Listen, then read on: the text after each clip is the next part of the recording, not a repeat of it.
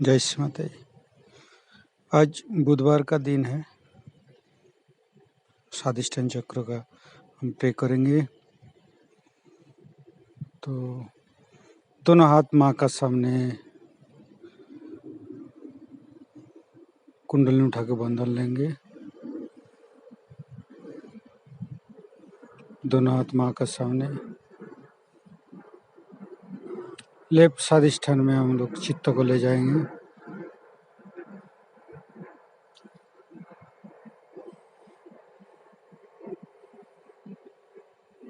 Pray करेंगे। परम पूज्य श्री माता जी, कृपा करके मुझे शुद्ध इच्छा शक्ति प्रदान कीजिए। श्री माता जी, कृपा करके मुझे शुद्ध विद्या दीजिए। परम पूज्य श्री माता जी, लेफ्ट स्वादिष्टान के अंदर समस्त दोष, समस्त बाधा आप दूर कर दीजिए माँ। संपूर्ण चित्त लेफ्ट स्वादिष्टान में रखेंगे। श्री माता जी का अमृत वाणी सुने। जय श्री माता जी। आदर से और स्नेह के साथ आपने मेरा जो स्वागत किया है, ये सब देख करके मेरा हृदय अत्यंत प्रेम से भर आया।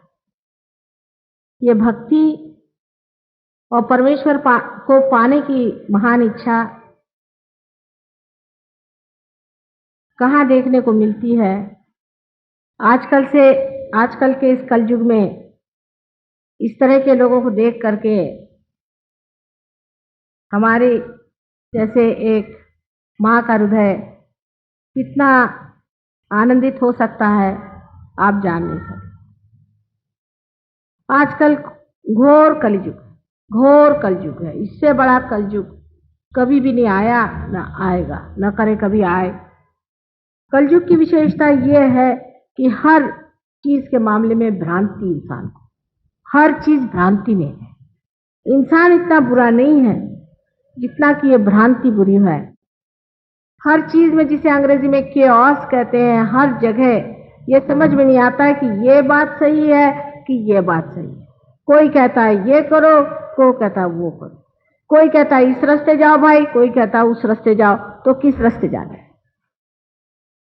हर मामले में भ्रांति, पर सबसे ज्यादा धर्म के मामले में भी भ्रांति है। पर जो सनातन,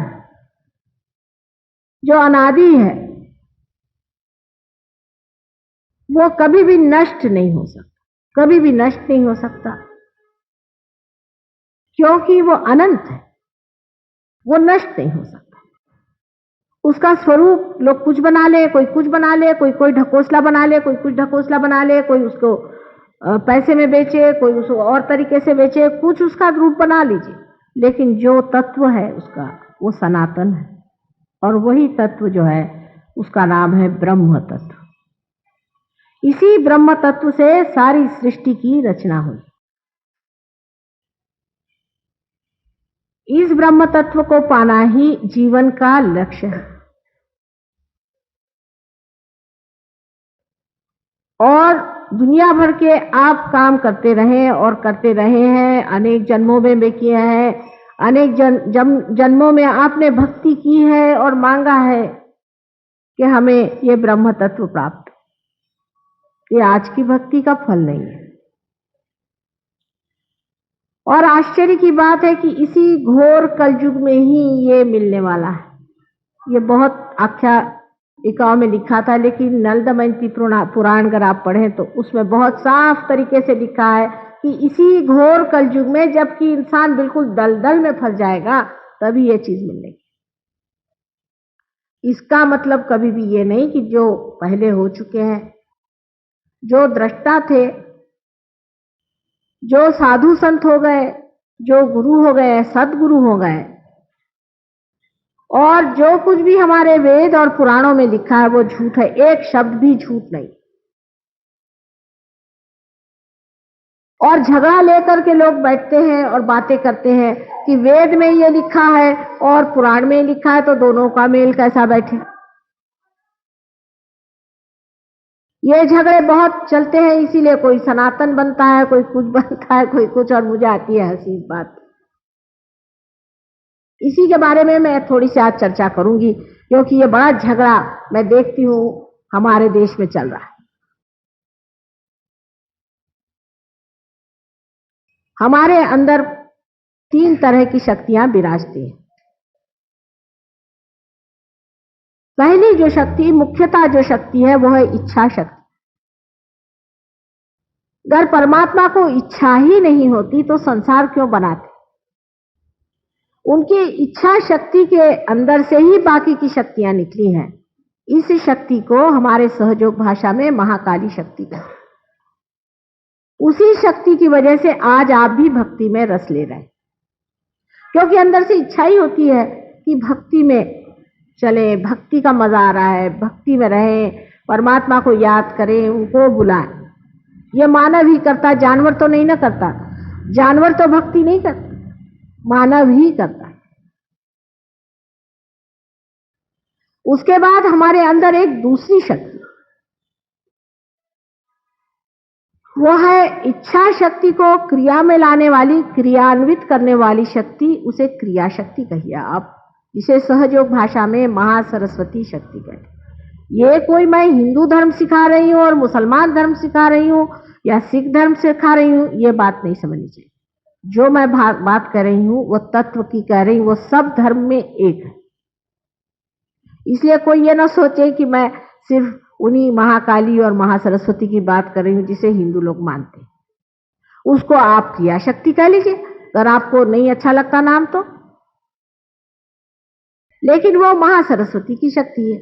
और जो तीसरी शक्ति हमारे अंदर भी विराजती है और जो परमात्मा ने हमारे अंदर दी हुई है, वो शक्ति है जिससे हम धर्म को धारणा करते हैं। धर्म का मतलब ये नहीं कि हम इस धर्म के हैं, उस धर्म के हैं, लेकिन जो अंदरूनी मनुष्य का धर्म हमने धारणा की। माने अब हम जानवर नहीं, ये तो बात सही है। पहले अमीबा थे, अमीबा से होते होते आज हम मनुष्य बन गए। और ये जो हम मनुष्य बने हैं, इसमें इसके 10 धर्म हैं, और ये 10 धर्म हमारे अंदर बसते हैं। इसको अगर हमने जोड़ के नहीं रखा, संजोया नहीं, तो हम धर्म से च्युत हो जाते हैं, गिर जाते हैं। इसका यह मतलब नहीं है कि आप कोई पठन करें या कुछ करें या लेक्चर सुने। इसका मतलब है धर्म में आप स्थित रहे। जैसे कि एक सोने का धर्म है कि उसका रंग खराब नहीं होता, जैसे कि एक कार्बन का है कि उसके अंदर 4 वैलेंसीज होती है, उसी प्रकार मानव का धर्म है, उसके अंदर 10 धर्म है। मानव के अंदर इस धर्म के प्रति जागृति भी है। ये 10 धर्म कोई नाम देने लायक चीज नहीं। अब ये 10 धर्म को जब हमने बिठा लिया, इस धर्म से ही हमारा इवोल्यूशन हुआ है, उत्क्रांति हुई है, हम अमीबा बने। धर्म हमारे अंदर बदलते गए, और जब इंसान के धर्म में हम आ गए, तब हमें इंसान कहलाने लगे। जैसे कि जानवर को आप किसी गंदी जगह से गुजार दीजिए तो उसको गंदगी नहीं आती, लेकिन इंसान को गंदगी का मतलब मानो। तो इंसान जो है, इसका धर्म जानवर से ऊंचा। अब जो दशा आने वाली है, ये धर्म से परे। अब आपको कोई धर्म का पालन नहीं करना पड़ेगा, आप हो ही जाएंगे धर्म, धर्मातीत इसे कहते हैं। अब इसी तरह से ये 3 गुण हमारे अंदर है। इच्छा शक्ति से जो हमारे अंदर गुण आता है वो तमोगुण, और जो क्रिया शक्ति से हमारे अंदर उत्पन्न होता है वो रजोगुण, और हमारे धर्म की शक्ति से जो हमारे अंदर गुण उत्पन्न होता है वो है सत्वगुण। इस प्रकार हमारे अंदर 3 गुण हैं, और इन्हीं तीनों गुणों के हेर फेर से, जैसे अंग्रेजी में क्या, परम्यूटेशंस एंड कॉम्बिनेशन से ही अनेक जातियां तैयार होती। ये चाहे आप अपने को हिंदू कहे, मुसलमान कहे, ईसाई कहे, कोई फर्क नहीं पड़ता, सब एक जैसे। अब देखिए इंसान में भी कितनी चीजें जो हैं एक जैसी, सब हंसते एक जैसे हैं, रोते एक जैसे, सिर्फ भाषा का फर्क है। सिर्फ भाषा का फर्क है। इस वजह से हम समझ नहीं पाते कि सारी सृष्टि चराचर में जो एक ही ब्रह्म तत्व रहता है, वही ब्रह्म तत्व जो है उसकी ही भाषा अनेक हो जाती है। माने प्याले अलग हो गए, लेकिन उसके अंदर जो अमृत है वो सब जगह एक ही। अब झगड़ा लोग ये करते हैं कि प्याले ठीक है कि अमृत ठीक है। झगड़ा ये, असल में दोनों ही ठीक है। कुछ कुछ ऐसे भी प्याले भगवान बना देते हैं कि उसमें पूरा की पूरा अमृत बैठ जाता है। आखिर अमृत भी तो प्याले में ही आएगा, अगर प्याला नहीं होगा तो अमृत कैसा आएगा? यही झगड़े की बात है कि लोग प्याला और अमृत को अलग समझते हैं। यानी यही ब्रह्म तत्व को जानने के लिए ही वेद लिखे गए। वेद तब लिखे गए, वेद विद से होता है, विद शब्द का मतलब है जानना। और अगर सारे वेद पढ़ करके भी आपने अपने को नहीं जाना तो वेद व्यर्थ, वेद का अर्थ ही खत्म हो गया। अगर आपने अपने को नहीं जाना, आप गए, आपसे बहुत भाषण हुए, लेक्चर हुए, सब हुआ, और आपने अपने को नहीं जाना, आप सिद्ध ही कैसे करेंगे कि परमात्मा है? कोई सिद्धता है आपके पास? आपके बच्चे यहाँ कल मंदिर में नहीं आएंगे, कहने का है पर से भगवान है, कोई सिद्धता नहीं। इसलिए जब आप अपने को जान लेते हैं तो आपके अंदर से ही ब्रह्म बहना शुरू हो जाता है। मैं यहाँ आपको वही चीज देने आई हूं जिसको आप हजारों वर्षों से खोज रहे थे, जो आपकी अपनी है, आपकी अपनी ही है, सिर्फ मुझे कुंजी उसकी मालूम है। मैं कुछ अपना नहीं दे रही हूं, आपका जो है आप ही को सौंपने आई। आप अपने को जान लीजिए और इस ब्रह्म तत्व को पा लीजिए। यही आत्म साक्षात्कार है, क्योंकि आत्मा का प्रकाश ही ब्रह्म तत्व है। यही परमात्मा का साक्षात्कार है, क्योंकि आत्मा को जाने बगैर आप परमात्मा को नहीं जान सकते। बगैर आंख के आप देख नहीं सकते, उसी तरह जब तक आपके पास आत्मा नहीं होगी आप परमात्मा को जान नहीं सकते। लेकिन मैं कहूं आप आत्मा को जानिए, आत्मा को जानिए, तो आप भी रटे आत्मा को जानिए, आत्मा को जानिए। रटने से नहीं जान सकते, इसको पाना होगा, ये घटना घटित होगी। अब अपने देश में 3 तरह की व्यवस्था इन 3 तरह की चीजों से होती रही। पहली तो व्यवस्था ये हुई कि हम इस ब्रह्म तत्व को जाने, उसके लिए कुछ क्रिया करें, होम करें, हवन करें। निराकार ही को सोच रहे थे उस वक्त। उन्होंने साकार की बात तब नहीं करी, उस वक्त उन्होंने निराकार की बात की कि हम निराकार को जाने, होम करें, हवन करें, ये करें, वो करें, मंत्र कहें, किसी तरह से जागृति हो जाए। इसके फलस्वरूप संसार में अवतरण हुए। जब आपने अमृत को माना, जो कि निराकार है, वो साकार होकर संसार में आया, उसको आना ही पड़ेगा। अगर साकार नहीं आएगा तो आप कैसे जानिएगा? जैसे कि एक दीप की लौ आप देखिए, दिखने को उसमें आकार है वैसे, लेकिन सब दूर फैली हुई। उसी प्रकार निराकार साकार नहीं होगा तो आप निराकार को जान ही नहीं सकते। इसीलिए संसार में अनेक अवतरण हुए। उसमें से श्री विष्णु जी के अवतरण हुए। उसकी वजह है कि श्री विष्णु जी यही हमारे अंदर धर्म की संस्थापना करते हैं और हमारा उत्क्रांति का मार्ग बनाते हैं, इसलिए विष्णु जी की स्थापना। इसका मतलब कभी भी नहीं कि शिव जी का कोई महत्व नहीं। बहुत से लोग हैं, भाई हम विष्णु जी को मानते हैं, शिव जी को नहीं मानते। ये तो ऐसा ही हुआ कि हम अपनी नाक को मानते और आंख को नहीं मानते, जब एक ही शरीर के अंग प्रत्यंग वो है। समझ लीजिए विराट, जो श्री विष्णु का सबसे बड़ा स्वरूप है, उसके अंदर अगर उनका हृदय है तो उसमें शिव जी बसे हुए। और ब्रह्मदेव जो हैं वो उनकी क्रिया शक्ति को संभाले हुए। उन्होंने क्रिया करके सारी सृष्टि रची, सुंदरता से सब कुछ बनाया। पंच महाभूतों को लेकर के उन्होंने सारी सृष्टि को बनाया। और जब लोगों ने इस पंच महाभूतों की ही सोचा कि इनकी ही सेवा करने से या इनको जागरूक करने से हम परमात्मा को जाने, तब वो साक्षात परमात्मा के जो विष्णु स्वरूप जो अंग है, कहना चाहिए विष्णु स्वरूप जो उनके अवतरण है, वो हुए संसार में। आप जानते हैं कि दशावतार हुए, अब हुए कि नहीं हुए इसकी सिद्धता देने के लिए हम आए इस संसार, क्योंकि किसी ने बता दिया इसलिए आपने विश्वास कर लिया। लेकिन ये 10 अवतरण हुए हैं और इन्हीं अवतरणों के सहारे ही हमारी उत्क्रांति हुई। माने पहले सब लोग मछलियों में थे, समुद्र में ही पहले जीव धारणा हुई है, सब लोग कहते हैं। और उसके बाद कुछ मछलियां बाहर की ओर चली आई। उन मछलियों को पहले बाहर लाने वाला मत्स्य अवतार हुआ, वो श्री विष्णु का स्वरूप था। उसके बाद आप जानते हैं कि वो 10 रूप में आते रहे। ये अगुवाई करने के जो कार्य है वो परमात्मा को ही करना पड़ा। ये परमात्मा का कार्य, इसे मनुष्य नहीं कर सकता या एक मछली नहीं कर सकती।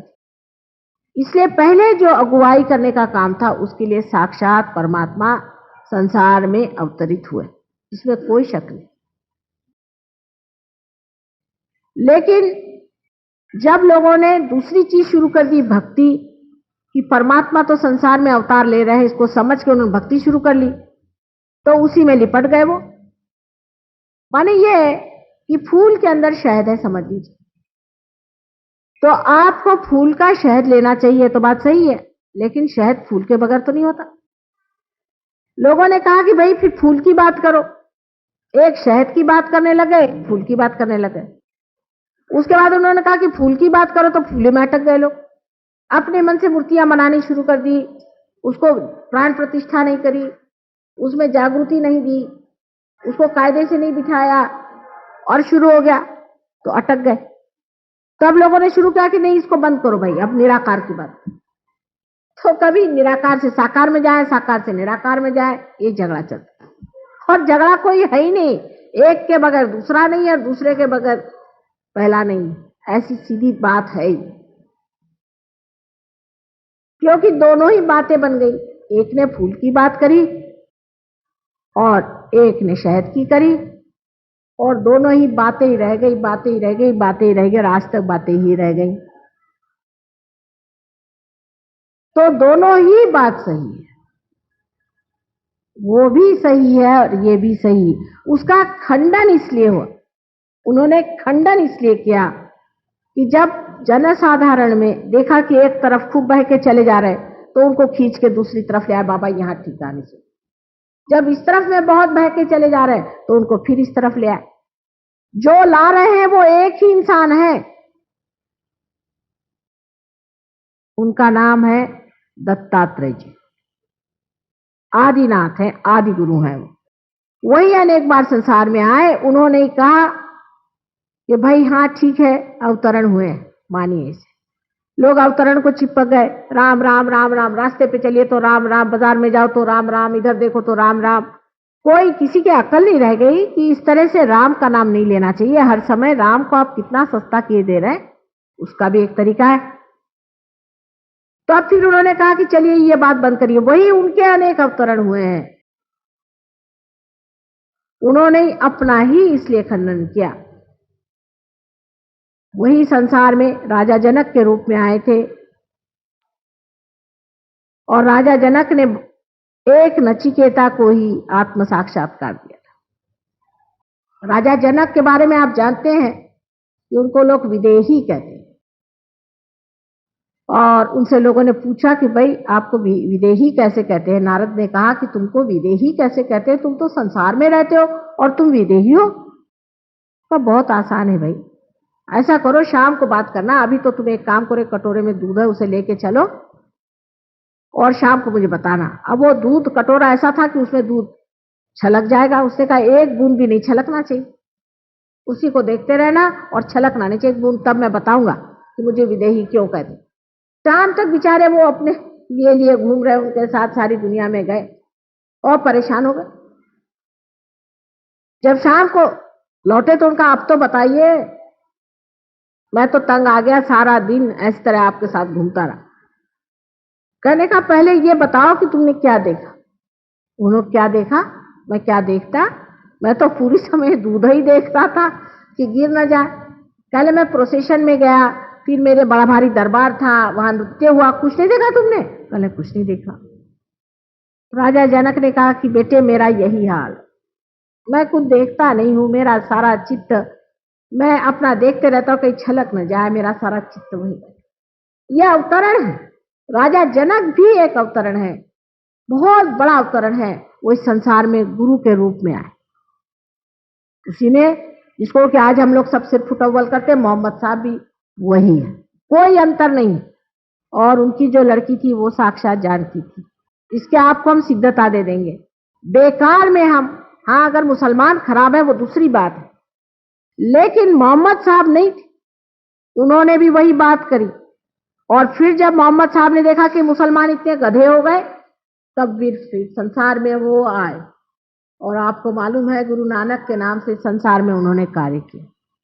वे सभी निराकार ही की बात कर रहे थे, क्योंकि उनको मालूम था इंसान चिपक जाएगा किसी चीज में, और उन्होंने हमारे धर्म को हमेशा संभाला।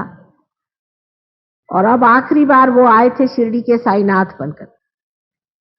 ऐसे इनके अनेक अवतरण हुए, और ये कोई इंसान नहीं थे, ये परमात्मा का जो सबसे अबोधिता का तत्व था, जिसे इनोसेंस कहना चाहिए, उसके अवतरण थे। और इनका जीवन भी उसी तरह से अत्यंत निष्पाप और निर्मल था। और वो साक्षात शक्ति उनके साथ, या तो बहन, जैसे जनक की लड़की सीता जी थी, मोहम्मद साहब की लड़की फातिमा थी, और आपको मालूम है कि गुरु नानक की बहन नानकी, ये जानकी साक्षात थी। इसमें कोई शंका की बात नहीं है मेरे लिए, लेकिन आपके लिए हो सकती। लेकिन इसको मैं सिद्ध कर सकती हूँ, क्योंकि जब तक आपके आंख नहीं आती आप इसको नहीं मान सकते, ठीक है। लेकिन आपको आंख देने पर तो आपको मानना ही पड़ेगा कि सफेद सफेद है, झूठ झूठ है। तो किस बात का झगड़ा है फिर? ये तो अंधेरे में लोग आपस में मार रहे हैं।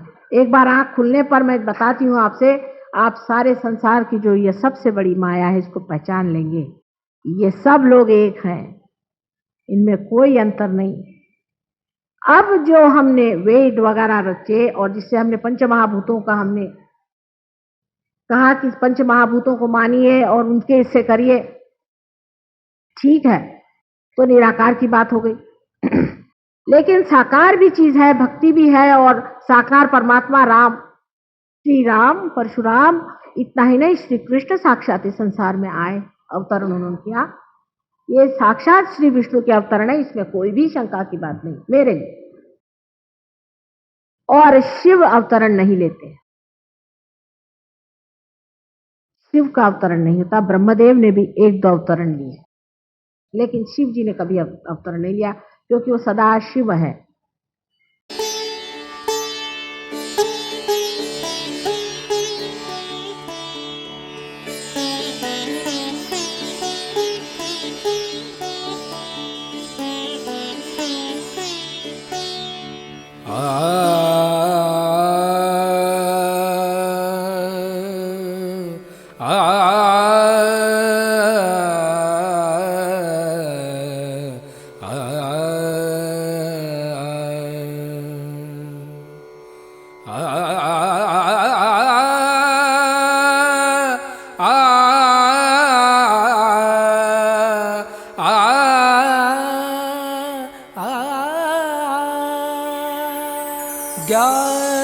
ज्ञानदायिनी श्रीमाता जी, ज्ञानदायिनी श्रीमाता जी, ज्ञानदायिनी श्रीमाता जी।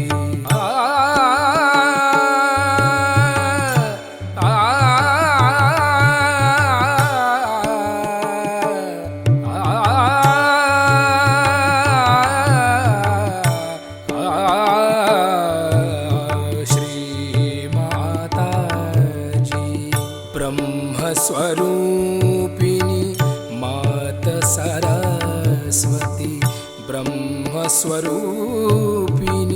मात सरस्वती। सरस्वती ब्रह्मस्वरूपिणी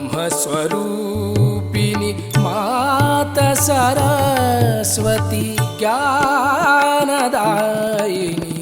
श्रीमाताजी पम गम पद पम गम पम गरे सा निरे गरे गम गम पम गरे सा निरे गरे गम पद पम गम पम गरे गरे सा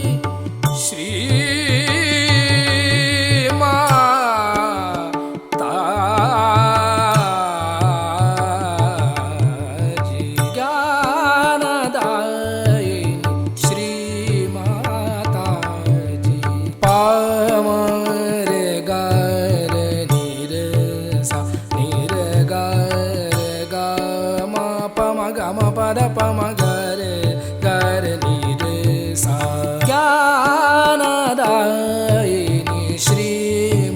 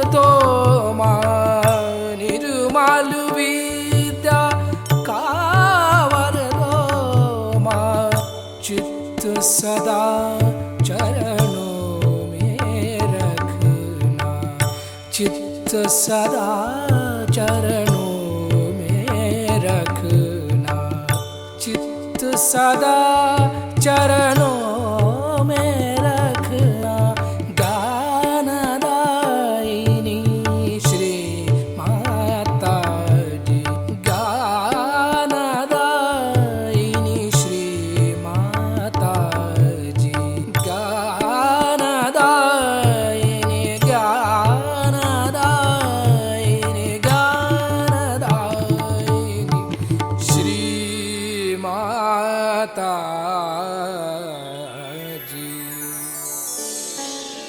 ओ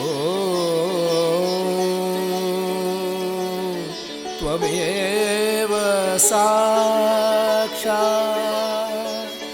श्री ब्रह्मदेव सरस्वती साक्षात् श्री आदिशक्ति माता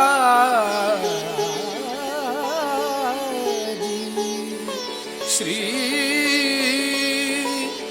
निर्मला देवे नमो